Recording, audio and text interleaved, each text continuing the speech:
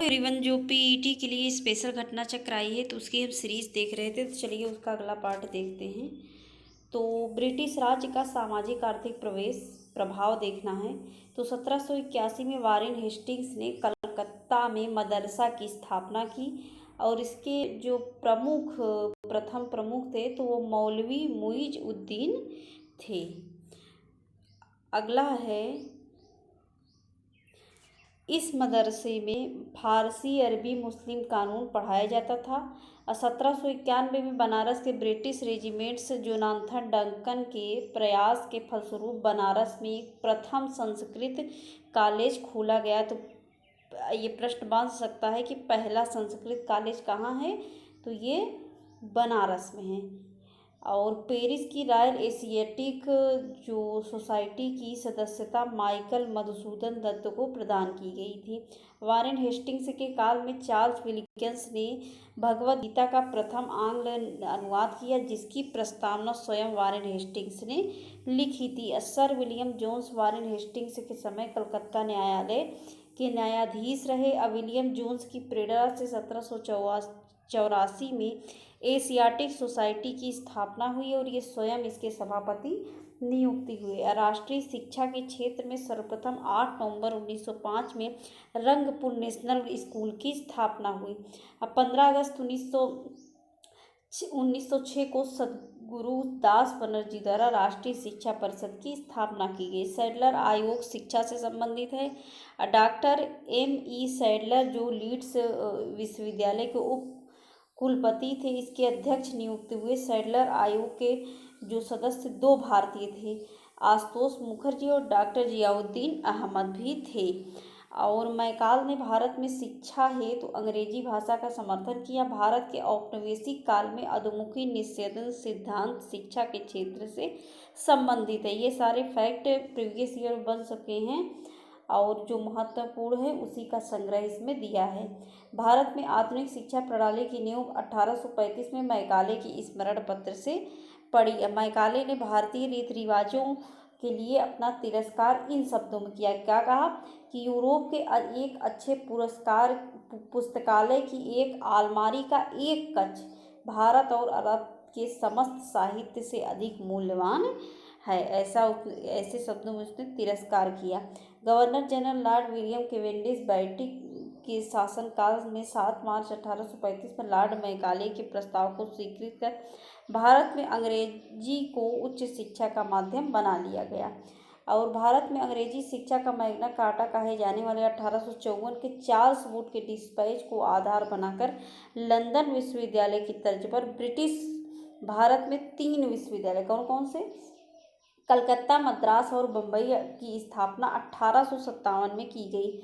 और D.K. Curve के प्रयास से बम्बई में प्रथम महिला विश्वविद्यालय की स्थापना हुई। ये महाराष्ट्र के D.K. कर्वे के बारे में है कि ये महाराष्ट्र के समाज सुधारक और सामाजिक कार्यकर्ता थे। डॉक्टर कर्वे ने विधवाओं के उत्थान के लिए विधवा विवाह प्रतिबंध निवारक मंडली की स्थापना किया। और 1896 में D.K. कर्वे ने पूना में विधवा गृह की स्थापना की। डेक्कन एजुकेशन सोसाइटी की स्थापना 1880 में मूलतः न्यू इंग्लिश स्कूल के प्रारंभ के साथ पुणे में की गई। और 1884 में डेक्कन एजुकेशन सोसाइटी औपचारिक रूप से गठित हुई। 1817 में क्या हुआ कि राजा राम मोहन राय ने डेविड हेयर और अलेक्जेंडर डफ के साथ मिलकर कलकत्ता में प्रसिद्ध हिंदू कॉलेज की स्थापना किया। और मेयो कॉलेज की स्थापना 1875 में अजमेर में, मुस्लिम एंग्लो ओरिएंटल कॉलेज की स्थापना 1857 में अलीगढ़ में की गई। भारत का पहला समाचार पत्र बंगाल गजट था। 1780 में J.K. हिस्की ने बंगाल गजट का नामक जो समाचार पत्र प्रकाशित करना आरंभ किया। लॉर्ड वेलेजरी ने 1799 में सभी समाचार पत्रों पर सेंसर बैठा दिया और समाचार पत्रों का प्रक्षेपण अधिनियम पारित किया गया। लॉर्ड रिपन 1882 में वर्नाकुलर प्रेस एक्ट अथवा देसी भाषा प्रेस अधिनियम को रद्द कर दिया और भारतीय भाषाओं के समाचार पत्रों को अंग्रेजी भाषा की समाचार पत्रों के समान क्या दी, स्वतंत्रता दी। अब पत्रकारिता के लिए ब्रिटिश सरकार द्वारा सजा पाने वाले पहले भारतीय कौन थे, बाल गंगाधर तिलक। ये सारे फैक्ट बन चुके हैं, इसको ध्यान से देखिए। उत्तरी अमेरिका महाद्वीप में फ्री हिंदुस्तान अखबार तारकनाथ दास ने शुरू किया। इंडियन मिरर अखबार का प्रकाशन कलकत्ता से होता था। इंडियन मिरर की स्थापना 1861 का में किसको श्रेय दिया जाता है, देवेंद्र नाथ टैगोर और मनमोहन घोष। जो भी विकल्प में होगा लगा दीजिएगा दोनों में से। अमृत बाजार पत्रिका की स्थापना शिशिर कुमार घोष ने 1868 में कलकत्ता में किया। गिरीश चंद्र घोष ने बंगाली का प्रकाशन 1862 में किया और 1879 में एस.एन. बनर्जी ने ले लिया जिसे। भारत प्रारंभ में केसरी के जो संपादक थे आगाकर थे, याद रखिए। बाद में क्या हुआ, तिलक ने इसका संपादन किया, केसरी और मराठा। तो इसमें केसरी जो है वो तो मराठी भाषा में है और मराठा जो है वो अंग्रेजी भाषा में, इसको याद रखिए। बांग्ला साप्ताहिक सोम प्रकाश समाचार पत्र का प्रकाशन 1858 में ईश्वर चंद्र विद्यासागर ने प्रारंभ किया, तो इसको याद रखिए। और फ्री प्रेस जर्नल एक न्यूज एजेंसी थी, क्या थी, न्यूज एजेंसी। अगला क्या है कि हम महत्वपूर्ण संगठन और उसके संस्थापक देख लेते हैं। आत्मीय सभा, इससे एक प्रश्न बन जाता है। राजा राम मोहन राय। ब्रह्म समाज, राजा राम मोहन राय। तत्वबोधिनी सभा, देवेंद्र नाथ टैगोर। और प्रार्थना समाज, doctor Atmaram Pandurang. Arya Samaj, Swami Dayanand Saraswati. Theosophical Society, ये कौन थे, H.P. बलावत्स्की और Colonel Olcott. Ramakrishna Mission, Swami Vivekananda. Satya Shodhak Samaj, Jyotiba Phule Forward Bloc. Subhash Chandra Bose Swaraj Party. Motilal Nehru Home Rule League. Annie Besant व तिलक। आदि ब्रह्म समाज, देवेंद्र नाथ टैगोर। भारत संघ, सुरेंद्र नाथ बनर्जी। मुस्लिम लीग, आगा खां और सलीमुल्लाह खां। खिलाफत आंदोलन, अली बंधु। और 1900 देखिए इसमें क्या हुआ कि 1931 में दरभंगा के महाराज का कामेश्वर सिंह ने द इंडियन नेशन की स्थापना की। इसका प्रकाशन पटना से होता। स्वदेश वाहिनी अथवा स्वदेश अभिमानी के संपादक कौन थे, रामकृष्ण पिल्ले। गांधी जी ने साप्ताहिक समाचार पत्रों के रूप में हरिजन अंग्रेजी में और हरिजन बंधु, याद रखिए, हरिजन अंग्रेजी में, हरिजन बंधु गुजराती में और हरिजन सेवक हिंदी में। तो इसमें बहुत ज़्यादा कन्फ्यूजन होता है, तो याद रखिए हरिजन अंग्रेजी, बंधु लगा दीजिए, तो गुजराती बंधु समझ लीजिए, गुजराती बंधु। सेवक कौन करता है, जो हिंदी भाषी लोग होते हैं वो सेवा ज़्यादा करते हैं, तो ऐसे याद कर लीजिए कि हरिजन सेवक हिंदी में लिखी गई। अब्दुल कलाम आज़ाद ने वर्ष 1912 में उर्दू साप्ताहिक अल हिलाल का प्रकाशन प्रारंभ किया। कौमी आवाज़ नामक उर्दू अखबार का प्रकाशन 1945 में जवाहरलाल नेहरू और रफ़ी अहमद किदवई द्वारा लखनऊ से प्रारंभ हुआ। तो रफ़ी अहमद किदवई नाम ज़्यादातर आके पूछता है। और राष्ट्र गोफार नामक पत्र दादा भाई नौरोजी से संबंधित है। भारत के लिए स्वशासन की मांग करने के लिए मोतीलाल नेहरू ने इंडिपेंडेंट नामक समाचार पत्र निकाला था। अकामनीवाल मद्रास से प्रकाशित अंग्रेजी पत्र था, जिसकी संपादिका कौन थी, एनी बेसेंट। और राजा राम मोहन राय को भारतीय पुनर्जागरण का पिता, इनकी उपाधियां आता है प्रश्न। भारतीय राष्ट्रवाद का पैगंबर, अतीत और भविष्य के मध्य सेतु, भारतीय राष्ट्रवाद का जनक, आधुनिक भारत के पिता, प्रथम आधुनिक पुरुष और युगदूत। और हिंदू धर्म के एकेश्वरवाद मत के प्रचार करने के लिए 1815 में राजा राम मोहन राय ने अपने युवा समर्थकों के साथ आत्मीय सभा की स्थापना किया।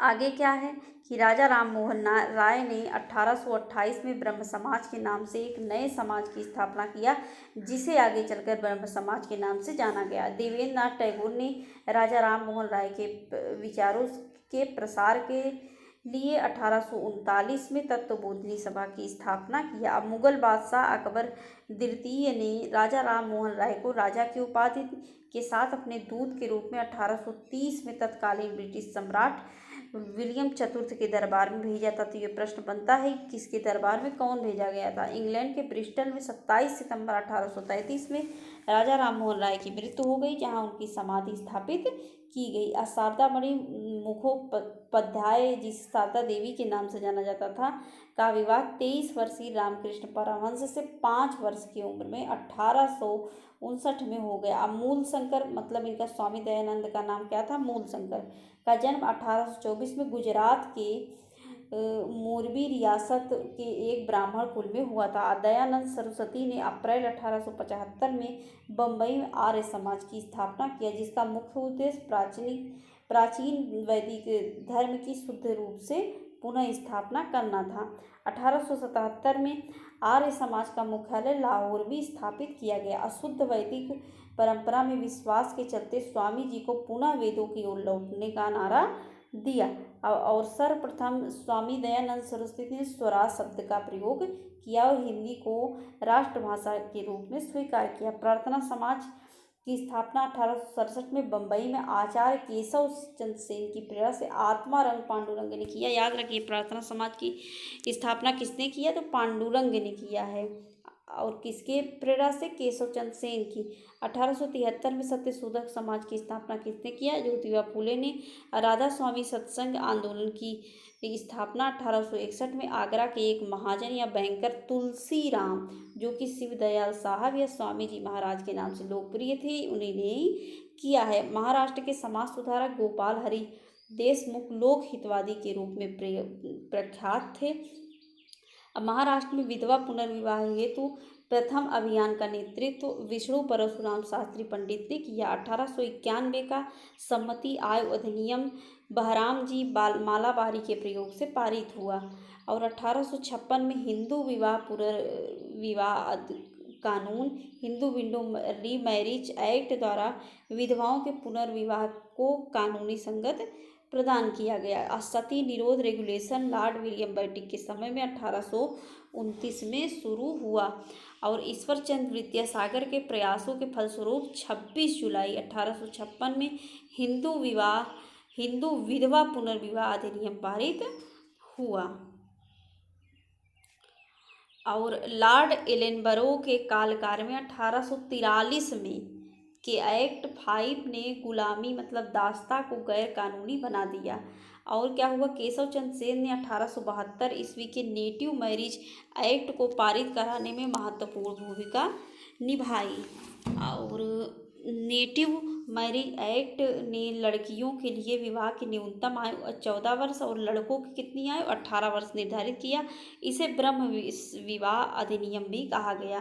शारदा अधिनियम के द्वारा लड़कियों की आयु पूछा जाता है, लड़की की उम्र 14 और लड़के की आयु विवाह 18 वर्ष निर्धारित हुई।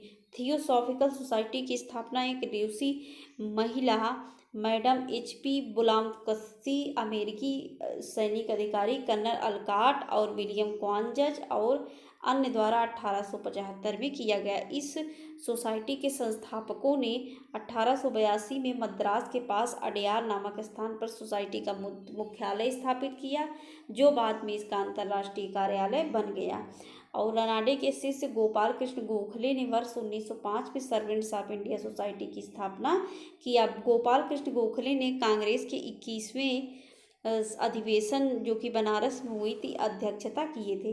गोखले महात्मा गांधी के राजनीतिक गुरु थे। प्रशासनिक सुधार के अंतर्गत हेस्टिंग्स ने सर्वप्रथम 1772 में कोर्ट ऑफ डायरेक्टर्स के आदेशानुसार बंगाल में द्वैत शासन की समाप्ति की घोषणा की और सरकारी खजाने का स्थानांतरण मुर्शिदाबाद से कलकत्ता कर दिया। वारेन हेस्टिंग्स को 1774 में बंगाल का प्रथम गवर्नर जनरल नियुक्त किया गया। 1833 में चार्टर एक्ट के द्वारा बंगाल के गवर्नर जनरल को भारत का गवर्नर जनरल नियुक्त किया गया। 1833 में लॉर्ड विलियम बेंटिक को भारत का प्रथम गवर्नर जनरल नियुक्त किया गया।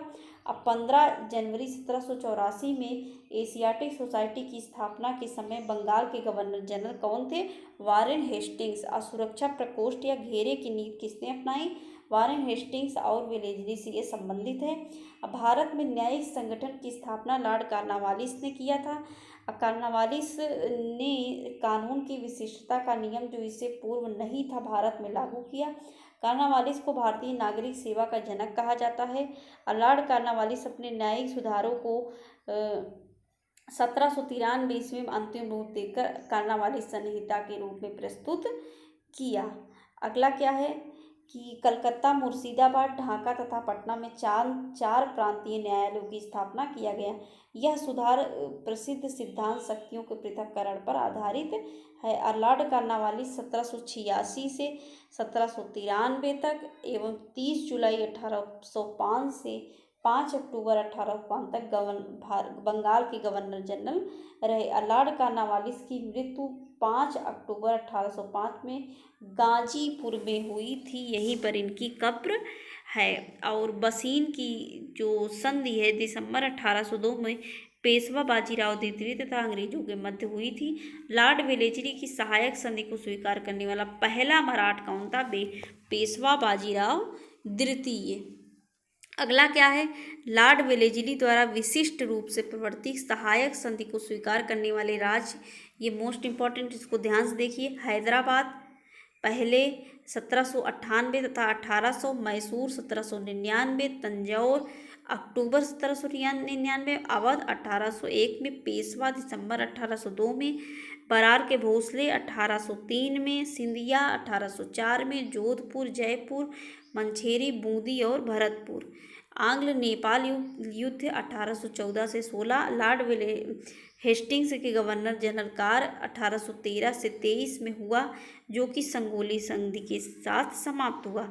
लॉर्ड विलियम बेंटिंक ने कैप्टन स्लीमेन को ठगों के विरुद्ध कार्यवाही करने के लिए नियुक्त किया था। 1789 में 89 की घोषणा द्वारा बंगाल से दासों का निर्यात बंद किया गया और 1843 में पूरे ब्रिटिश भारत में दासता को अवैध घोषित कर दिया गया। अब हम देखेंगे विदेशों में भारतीय क्रांतिकारी संगठन। इंडिया हाउस 1904 में, लंदन में ये श्याम कृष्ण वर्मा। अभिनव भारत 1904 में, लंदन में VD. Savarkar. Indian independence league 1907 में, अमेरिका में तारकनाथ दास। और इंडियन इंडिपेंडेंस व लीग ऑफ गवर्नमेंट्स 1915 में, काबुल में राजा महेंद्र प्रताप।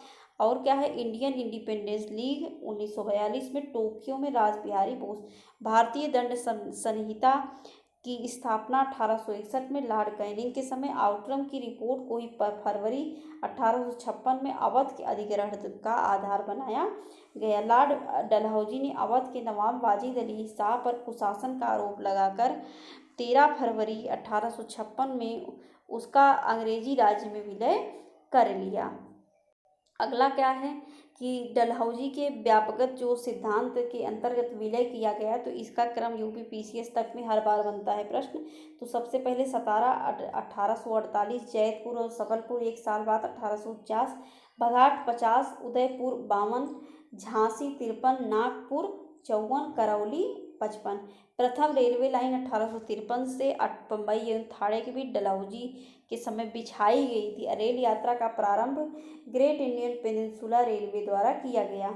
और डलहौजी से पूर्व सार्वजनिक निर्माण का कार्य एक सैनिक बोर्ड पर था और इसके कार्यकाल में पहली बार एक अलग सार्वजनिक निर्माण विभाग बना। डलहौजी ने तोपखाने का मुख्यालय कलकत्ता से मेरठ स्थानांतरित किया और सेना का मुख्यालय शिमला में स्थानांतरित किया था। धोधो केशव कर्वे ने और 1899 में पूना में विधवा आश्रम की स्थापना किया। प्रथम आंग्ल अफगान युद्ध 1839 से 42 के मध्य हुआ। इस दौरान भारत के गवर्नर जनरल कौन थे? ऑकलैंड। लॉर्ड लिटन के समय द्वितीय आंग्ल अफगान युद्ध हुआ 1878 से 80 के बीच में। भारत में अंग्रेजों के समय प्रथम जनगणना लॉर्ड मेयो 1869 से 72 तक इनका कार्यकाल रहा। 1872 में शुरू हुआ। लॉर्ड रिपन के समय में नियमित जनगणना 1881 में शुरू हुआ। ये सब आप लोगों को पता होगा, बस एक रिवीजन के लिए ये सीरीज चल रही है। तो और वर्नाकुलर प्रेस एक्ट या भारतीय भाषा समाचार पत्र अधिनियम 1878 में लॉर्ड लिटन के कार्यकाल में पारित हुआ। इस अधिनियम को मुंह बंद करने वाला अधिनियम कहा गया। और क्या हुआ कि एस.एन. बनर्जी ने इसे आकाश से वज्रपात कहा है। अब प्रथम फैक्ट्री अधिनियम 1881 के तहत 7 वर्ष से कम आयु के बच्चों को फैक्ट्रियों के काम करने पर रोक और 7 से 12 वर्ष के बच्चों को कार्यावधि 9 घंटे तथा महीने में 4 दिन की छुट्टी का प्रावधान किया गया। चार्ल्स मेटकाफ ने प्रेस पर से प्रतिबंध हटाया, इसलिए समाचार पत्रों का इनको मुक्तिदाता कहा जाता है। अब भारत में पुरातत्व सर्वेक्षण संबंधी प्रयास 1784 में कलकत्ता विलियम जोन्स द्वारा एशियाटिक सोसाइटी की स्थापना से प्रारंभ हुआ और गोपाल कृष्ण गोखले ने करजन के प्रशासन की तुलना औरंगजेब से किया है। वायसराय लॉर्ड हार्डिंग द्वितीय के समय भारत की राजधानी कलकत्ता से दिल्ली स्थानांतरित हुई। वायसराय लॉर्ड हेस्टिंग्स द्वितीय ने वर्ष 1911 में जॉर्ज पंचम एवं महारानी मेरी को भारत बुलाया और दिल्ली में एक भव्य दरबार सजा, जिसे दिल्ली दरबार के नाम से जाना जाता है। आगे क्या है कि जमींदारी एसोसिएशन या लैंड होल्डर्स सोसाइटी की स्थापना 1838 में कलकत्ता में हुई। इसके संस्थापक द्वारका नाथ टैगोर और उनके जो वो सहयोगी जमींदार थे। पूना सार्वजनिक सभा की स्थापना 1870 में एम.जी. रनाडे तथा जी.वी. जोशी द्वारा किया गया और 26 जुलाई 1876 में सुरेंद्र नाथ बनर्जी ने आनंद मोहन बोस के सहयोग से इंडियन एसोसिएशन या भारत संघ की स्थापना किया और सुरेंद्र नाथ बनर्जी को 2 बार कांग्रेस का अध्यक्ष बनाया गया और ब्रिटिश इंडियन सोसाइटी की स्थापना अक्टूबर 1851 में कलकत्ता में हुई। इसके संस्थापक राजेंद्र लाल मिश्र, राधाकांत देव अध्यक्ष थे, हरिश्चंद्र मुखर्जी और देवेंद्र नाथ टैगोर महासचिव थे। बॉम्बे प्रेसिडेंटी एसोसिएशन की स्थापना 1855 में बम्बई में हुई। इसके संस्थापक फिरोज शाह मेहता, बदरुद्दीन तैयबजी और के.टी. तैलंग थे। अब हम देखेंगे प्रमुख अभ्यास प्रश्न। पहला प्रश्न है, ये सब आप लोग सीरीज देखे हैं तो खटाखट कर लेंगे। सिंधु घाटी सभ्यता में कौन सिंधु के किनारे है? तो कौन है? मोहनजोदड़ो है सिंधु के किनारे। मोहनजोदड़ो पाकिस्तान के सिंध प्रांत के लड़काना जिले में सिंधु नदी के दाहिने तट पर, याद रखिए, हड़प्पा रावी नदी के बाएं तट पर है। और यहाँ से क्या मिला? निजी कुएं, स्नानागार मिले हैं। अगला क्या प्रश्न है? सिंधु घाटी सभ्यता की लिपि कौन थी? तो ये अज्ञात थी हमको। लिपि कैसी थी? लिपि चित्रात्मक थी, जिसे अभी तक पढ़ा नहीं जा सका। अब मोहनजोदड़ो का स्थानीय नाम क्या है? मृतकों का टीला। इसकी खोज 1922 में रखालदास बनर्जी ने किया था। और मोहनजोदड़ो का सबसे बड़ा भवन का है क्या है? धान्यागार है। अगला प्रश्न क्या है कि वैदिक आर्यों का मुख्य भोजन क्या था? तो दूध और उससे उत्पादित जो चीज़ें थी वही करते थे। और ऋग्वेद में दूध में यव मतलब जौ डालकर क्षीर पकोदन तथा दही में बनने वाले पनीर का उल्लेख है। जौ के सत्तू को दही में डालकर करम्भ नामक भोज तैयार किया जाता था। ऋग्वेद में चावल और नमक का उल्लेख नहीं है, इसको याद रखिए। अगला प्रश्न क्या है कि मनुष्य द्वारा सबसे पहला क्या खोजा गया? तो जौ खोजा गया। अब वैदिक लोगों द्वारा किस धातु का पहले प्रयोग किया गया था? तो तांबा सबसे पहले किया गया था। अगला क्या है? वेद का अर्थ क्या है? तो वेद का अर्थ ज्ञान है। किन 2 वेदों को वेद त्रयी के वे कौन? शुरू के 3 वेद, तो ऋग्वेद, सामवेद और यजुर्वेद। गौतम बुद्ध का जन्म का स्थान किसके द्वारा? तो मौर्य अशोक का जो लुम्बिनी देही अभिलेख है, तो उससे हमको उनका जन्म लुम्बिनी में हुआ था, तो ऐसा हमको पता चलता है।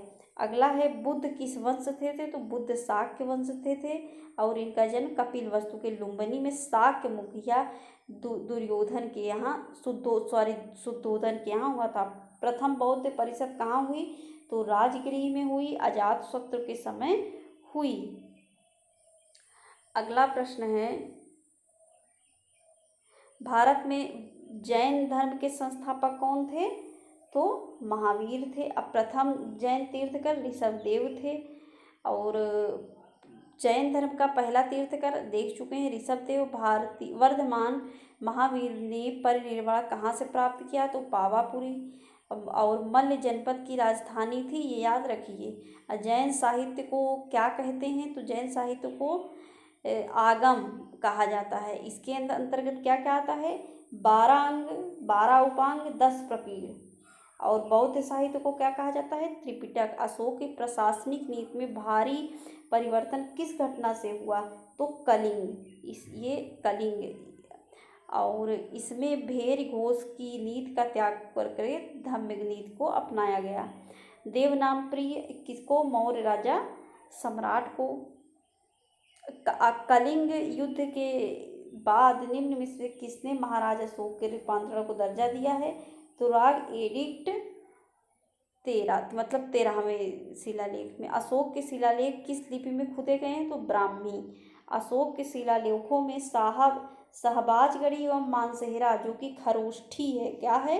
खरोष्ठी। खरोष्ठी दाएं से बाएं लिखा जाता है, याद रखिए। तक्षशिला और लखमान ये आरमाइक लिपि में। असेरेकुना अभिलेख आरमाइक ग्रीक में, दोनों में। इसके अलावा सभी अभिलेख क्या हैं? वो ब्राह्मी लिपि में हैं। निम्नलिखित में किसने कब और अशोक के शिलालेखों का स्पष्ट किया है? तो 1837 में जेम्स प्रिंसेस, इन्होंने ही सबसे पहले पढ़ा है। किस प्रसिद्ध शासक को शिलालेखों का जनक कहा जाता है? तो शिलालेखों का जनक किसे कहा जाएगा? अशोक को। अगला प्रश्न क्या है कि महरेलू में जंग रहित लौह स्तंभ किसने बनवाया? तो किसने? गुप्त शासक ने, चंद्रगुप्त द्वितीय ने बनवाया है। और गुप्त शासक जिसे विक्रमादित्य की पदवी दी गई, तो चंद्रगुप्त द्वितीय। इससे आपको पता चल सकता है कि यूपी अभी तक कैसे प्रश्न, किस तरीके से प्रश्न पूछता है। हरिशेन निम्नलिखित राजाओं में से किसका राजकवि था? तो ये समुद्रगुप्त का। हरिशेन समुद्रगुप्त का राजकवि था। और हरिशेन ने इलाहाबाद प्रशस्ति लेख की रचना किया। और क्या किया? समुद्रगुप्त को भारत का नेपोलियन कहा जाता है। समुद्रगुप्त ने अश्वमेधकर्ता की उपाधि धारण की और इसे कविराज भी कहा जाता है। लिच्छवी दौहित्र किसे कहा जाता है? तो समुद्रगुप्त को कहा जाता है। लिच्छवी कन्या से ये उत्पन्न हुए थे और इनकी माता का नाम कुमार देवी था। निम्नलिखित में से किसको अपनी विजयों के कारण भारत का नेपोलियन कहा गया? तो रिपीटेड है, समुद्रगुप्त। और भारत का नेपोलियन विंसेंट स्मिथ ने इनको संज्ञा दिया है। हर्षवर्धन को किसने पराजित किया? तो पुलकेशिन द्वितीय ने नर्मदा नदी के तट पर पराजित किया था। हर्षवर्धन की आरंभिक राजधानी कहाँ थी? थानेश्वर थी, याद रखिए। कन्नौज इन्होंने स्थानांतरित किया है। अब प्रतिहार राजा ने प्रमाण की उपाधि ली थी, तो मिहिर भोज। अगला प्रश्न है, आदिवरा, मिहिर भोज, प्रभात जैसी उपाधियां धारण की। दिल्ली का कुतुब मीनार बनाया था 13वीं शताब्दी में। कुतुबुद्दीन ऐबक के कार्यकाल में ये पूरा हुआ। और सूफी ख्वाजा कुतुबुद्दीन बख्तियार खाकी के नाम पर कुतुब मीनार रखा गया। इसका नाम 13वीं शताब्दी में। फिरोज शाह तुगलक के शासनकाल में इसकी चौथी मंजिल काफ़ी हानि हुई और इसे फिरोज शाह तुगलक ने चौथी मंजिल का शिलान्यास किया था। वे दो वंशज जिसने खिलजी शासकों से तत्काल पहले और बाद में शासन किया, तो गुलाम और तुगलक वंश। बाजार विनिमय प्रणाली की स्थापना किसने किया? तो अलाउद्दीन खिलजी ने। भारत में चमड़े की प्रतीक मुद्रा किसने प्रारंभ किया? तो मोहम्मद बिन तुगलक ने। लोधी वंश के संस्थापक बहलोल लोधी। अंतिम शासक याद रखिए अलाउद्दीन आलम शाह था। और भारत में प्रथम मुगल शासक कौन था? तो बाबर था। भारत का प्रथम मुगल शासक रिपीटेड। पानीपत की द्वितीय लड़ाई में दो सेनाओं किसके बीच हुआ? तो अकबर और हेमू के बीच में 5 मार्च 1556 में। महाभारत का फारसी में अनुवाद किसने किया? तो बदायूनी ने किया है। अकबर के दरबार में प्रसिद्ध संगीतकार तानसेन का मूल नाम क्या था? रामतनु पांडुरंग। और इनका जो गांव है वो ग्वालियर में। इनके बाद बचपन का नाम रामतनु पांडे था। दीन इलाही एक नया धर्म किसने शुरू किया? तो अकबर ने शुरू किया 1882 में। विश्व प्रसिद्ध तख्त ताउस निम्नलिखित में से किस मुगल भवन में रखा गया था? तो दिल्ली के लाल किले के दीवाने आम में। अगला प्रश्न है, मोती मस्जिद किस नगर में है? तो ये आगरा में है। और इसका जो निर्माण कराए थे तो वो शाहजहाँ ने कराए थे। जिंदा पीर किसे कहा जाता है? औरंगजेब। औरंगजेब को जिंदा पीर कहा जाता है। नाना फडणवीस का मूल नाम क्या था? तो बालाजी जनार्दन भानु। याद रखिए। शिवाजी के गुरु का नाम तो रामदास। और इनके पिता का जो शाहजी भोसले, माता का नाम जीजाबाई। और शिवाजी के व्यक्तित्व पर सर्वाधिक जो प्रभाव पड़ा तो वो माता जो थी जीजाबाई और इनके शिक्षक दादा कोंडदेव पर पड़े। इनके गुरु का नाम समर्थ रामदास था। शिवाजी का राज्याभिषेक 1674 में हुआ। 14 जून 1674 में रायगढ़ में, जगह पूछा जाता है, रायगढ़ में हुआ। और अगला प्रश्न है कि किसे लड़ाकू पेशवा कहा जाता है? तो बाजीराव प्रथम को कहा जाता है। बाजीराव प्रथम मराठा साम्राज्य के क्या थे? महान सेना नायक थे। महान। अब बालाजी विश्वनाथ की मृत्यु हो जाने के बाद बाजीराव प्रथम को दूसरा पेशवा नियुक्त किया गया। शिवाजी के बाद बाजीराव प्रथम ही दूसरा ऐसा सम्राट बना जिसे गुरिल्ला युद्ध पद्धति को अपनाया और लड़ाकू पेशवा के नाम से जाना जाता है। नाना साहब के नाम से कौन? तो बालाजी बाजीराव। और भारत में पुर्तगाली सत्ता की वास्तविक नींव किसने रखी है? तो अल्बुकर्क ने रखी है 1509 से 1515 तक। और याद रखिए 1510 में ये गोवा जीते और 1511 में मलक्का पर नियंत्रण किए तथा फारस की खाड़ी में हरबुज पर अधिकार किया। अब ब्रिटिश ने पंजाब में निम्नलिखित में से किस सन में अपने राज्य में मिलाया? तो 1849 में मिलाया है। प्रार्थना समाज के संस्थापक आत्मारंग पांडुरंग। अगला प्रश्न है कि हमको मैचिंग कराना है, तो डायरेक्ट देखिए। आर्य समाज दयानंद सरस्वती, ब्रह्म समाज राजा राम मोहन राय, वेद समाज केशव चंद्र सेन और श्रीधरलू नायडू, प्रार्थना समाज आत्मारंग पांडुरंग। ये सब अभी हम देख चुके हैं। कोलकाता में एशियाटिक सोसाइटी की स्थापना विलियम जोन्स ने किया है। और शेर शाह द्वारा निर्मित ग्रैंड रोड पंजाब को किसके साथ जोड़ती है? तो ये पूर्वी बंगाल के साथ जोड़ती है। शेर शाह की मृत्यु कहाँ लड़ते हुई? तो कालिंजर में हुई है 1545 में। तो आज एक सेगमेंट समाप्त हमने किया है। और कल हम अगले टॉपिक के साथ आपसे मिलेंगे। वीडियो देखने के लिए बहुत बहुत धन्यवाद। हेल्पफुल लगे तो अपने दोस्तों के साथ शेयर करना ना भूलिए।